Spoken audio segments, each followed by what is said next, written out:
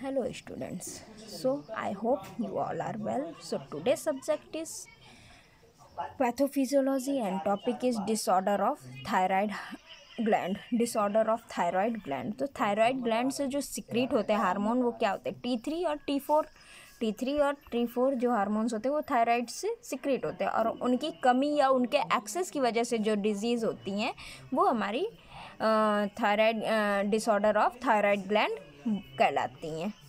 तो अब आते हैं हाइपरथायरॉयडिज्म. हाइपरथायरॉयडिज्म मतलब क्या? हाइपर मतलब क्या होता है? एक्सेस. तो T3 T4 हार्मोन्स की एक्सेस हो जाना या ज़्यादा हो जाना ही हमारा हाइपरथायरॉयडिज्म कहलाता है. उसके अंतर्गत आती है ग्रेव डिजीज़. ग्रेव डिजीज़ में क्या होगा? हार्मोन्स जो है T3 T4 हार्मोन्स जो हैं वो ज़्यादा सिक्रीट होंगे. फिर आते हैं हाइपोथायरॉयडिज्म. हाइपो मतलब होता है कम, यानी कि T3 या T4 हार्मोन्स जो है हमारे थायराइड हार्मोन जो है उनका सिक्रीशन कम हो जाना ही हमारा हाइपोथायरॉयडिज्म कहलाता है. इसमें क्या है? कंजेस्टाइनल हाइपोथायरॉयडिज्म, मैक्सिडेमा और सिंपल ग्वाइटर हेशिमोटो डिजीज़. अब आते हैं हाइपरथायरॉयडिज्म. हाइपरथायरॉयडिज्म क्या है? तो हाइपरथायरॉयडिज्म के अंतर्गत क्या है? Grave disease. ग्रेव डिजीज़ क्या होती है? It is an auto immune disorder. ये एक ऑटो इम्यून डिसऑर्डर है. It is the most common cause of hyperthyroidism. ये हाइपरथायरॉयडिज्म की वजह से होती है. मोस्ट कॉमन कॉज जो है इसका वो हाइपरथायरॉयडिज्म है. ठीक है. It cause antibodies to stimulate the thyroid to secrete too much hormone. ये क्या होती है? एंटीबॉडीज़ जो है वो थायराइड को स्टिमुलेट करती हैं ज़्यादा हार्मोन्स को सिक्रीट करने के लिए. अब आते हैं sign and symptom of grave disease. Grave disease के क्या साइन और क्या सिम्टम होते हैं? वेट लॉस हो जाता है, हमारा वेट कम हो जाता है, एंजाइटी हो जाती है, इनलार्ज थायराइड जो है वो बढ़ने लगते हैं, पफी आइज़ में जो है वो सूजी हो जाती है, मतलब स्वेल हो जाती हैं. फिर एक्सेस स्वेटिंग ज़्यादा होने लगती, फैटिस थकान आने लगती है, फास्ट हार्ट रेट जो है वो फास्ट हो जाती है. एब्सेंस ऑफ मेंस्ट्रुएशन जो है वो एब्सेंस हो जाता है. लाइक मेंस्ट्रुएशन साइकिल जो है वो हमारी एब्सेंस हो जाती है, मतलब मिस हो जाती है. ओके. फिर उसके बाद हम आते हैं risk factor of grave disease. Grave disease के क्या क्या रिस्क फैक्टर होते हैं? फैमिली हिस्ट्री, या लाइक ये जेनेटिक भी हो सकता है, अगर आपकी मदर को है हो सकता है आपको भी हो जाए. सेक्स लाइक वुमेंस में, मेंस के अकॉर्डिंग वुमेंस में ये ज़्यादा होता है. एज के अकॉर्डिंग लाइक 40 के पहले ये हो सकता है ज़्यादातर, 40 के बाद के बहुत कम चांसेस है. Other auto immune disorder such as type 1 diabetes या रोमेटॉइड अर्थराइटिस. टाइप 1 डायबिटीज़ में या रोमेटॉइड अर्थराइटिस में भी ये हो सकता है. ठीक है. प्रेगनेंसी के टाइम पे भी ये हो सकता है, और अगर आप स्मोकिंग कर रहे हैं उस टाइम पे भी ये आपको हो सकता है. स्मोकिंग कर रहे हैं तो स्मोकिंग करने की वजह से भी हो सकता है. बातें हैं diagnosis of grave disease. Diagnosis क्या है ग्रेव डिजीज़ के?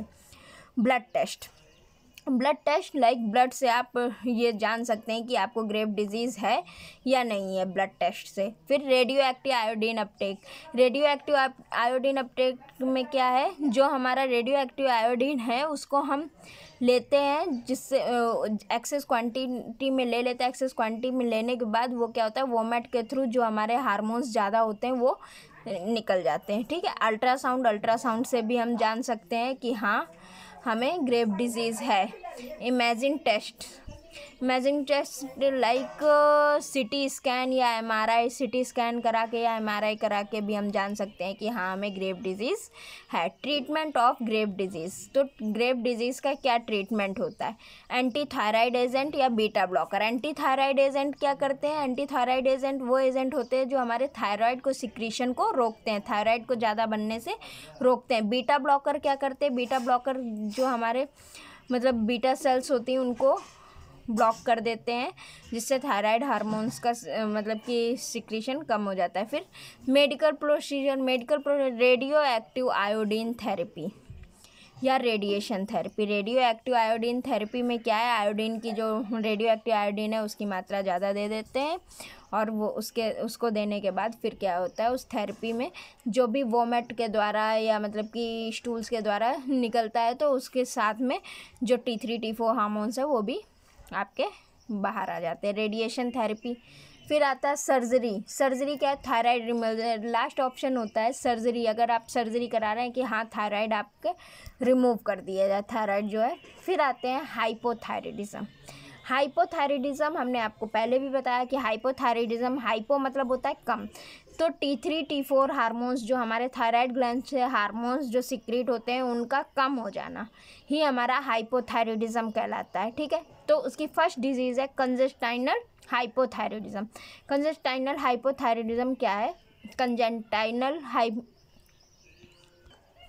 क्या है, इसको शॉर्ट फॉर्म में CST भी बोलते हैं। ठीक है, CST is an condition resulting from absent और अंडर डेवलप थायराइड ग्लैंड। इसमें क्या होता है, एक कंडीशन है जिसमें क्या होता है, जो हमारे थायराइड हार्मोन होते हैं वो या तो फिर अब्सेंट हो जाते हैं, या डेवलप थायराइड ग्लैंड, जो हमारी डेवलप थायराइड ग्लैंड होती है वो क्या करती है, थायराइड हार्मोन्स को डेवलप नहीं कर पाती है या नहीं कर सकती है thyroid hormone because of production line problem, क्योंकि उसके थायराइड हार्मोन सिक्रीट नहीं हो पाते क्योंकि प्रोडक्शन लाइन में प्रॉब्लम होती। Babies with CST can not produced enough thyroid hormone for the body needs. Babies में क्या होता है, ये CST ज़्यादा होता है क्योंकि वो जो थायराइड हार्मोन है वो प्रोड्यूस नहीं कर पाते जितनी हमारी बॉडी को नीड्स होती है। ठीक है, अब आते हैं साइन और सिम्टम में। क्या क्या साइन और सिम्टम होते हैं? पुअर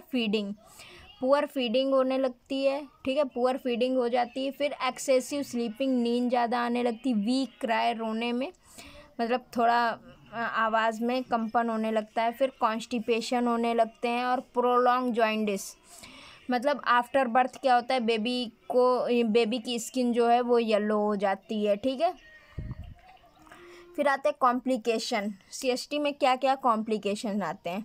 एन एबनॉर्मल वॉक, एक वॉक जो है वो एबनॉर्मल हो जाती है। मसल स्पेसिटिसिटी हो जाती है।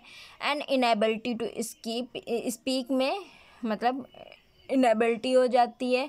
ऑटिस्टिक बिहेवियर मतलब बिहेवियर अजीब सा हो जाता है। विज़न एंड हियरिंग प्रॉब्लम, देखने में और सुनने में प्रॉब्लम आती। Problem with memory and attention, याद करने की क्षमता कम हो जाती है और अटेंशन किसी एक जगह दिमाग लगाने में मुश्किल हो जाता है। ओके, फिर आते हैं कॉजेज़ ऑफ CST क्या है?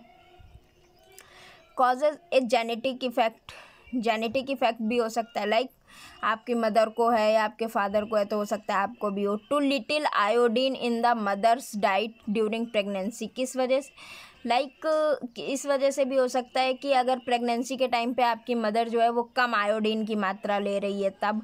Use of medicine and disrupt thyroid hormone production such as anti thyroid drugs and सल्फोना, कुछ मतलब कि अजीब डिस्पर्ट मेडिसिन लेने से लाइक थायराइड हार्मोन प्रोडक्शन जो है, जैसे कि एंटी थायराइड ड्रग्स ले रहे हैं या सल्फोनामाइड ले रहे हैं तो इससे क्या होगा, थायराइड हार्मोन का प्रोडक्शन रुक जाता है। ठीक है, फिर अब आते हैं डायग्नोसिस। क्या क्या डायग्नोसिस है? ब्लड टेस्ट करा सकते हैं, अल्ट्रासाउंड से पता चल सकता है, CT स्कैन और MRI करा सकते हैं। TSH level, thyroid stimulating hormone जो होते हैं, TSH का मतलब है thyroid stimulating hormone. Thyroid stimulating hormone level को भी चेक करा सकते हैं, टेस्ट कर सकते हैं। ट्राइग्लिसराइड टेस्ट कर सकते हैं और थायराइड स्कैन अपटेक से पता कर सकते हैं। ठीक, अब आते हैं ट्रीटमेंट क्या है? Medication, anti thyroid medication such as methimazole, anti thyroid medication ले सकते हैं, लाइक मेथिमाजोल ले सकते हैं। Radioactive iodine, give over 70% radioactive, क्या करते हैं 70% से ज़्यादा रेडियो एक्टिव आयोडीन देते हैं। ठीक है, सर्जरी से कैसे? एन सेक्शन और all of your thyroid gland में बी सर्जिकली रिमूव्ड, या एक सेक्शन या पूरी थायराइड ग्लैंड को सर्जिकली रिमूव कर दिया जाता है। ठीक है, थैंक यू। बाकी की जो 3 डिजीज़ बची हैं वो हम अपने नेक्स्ट वीडियो में पढ़ेंगे।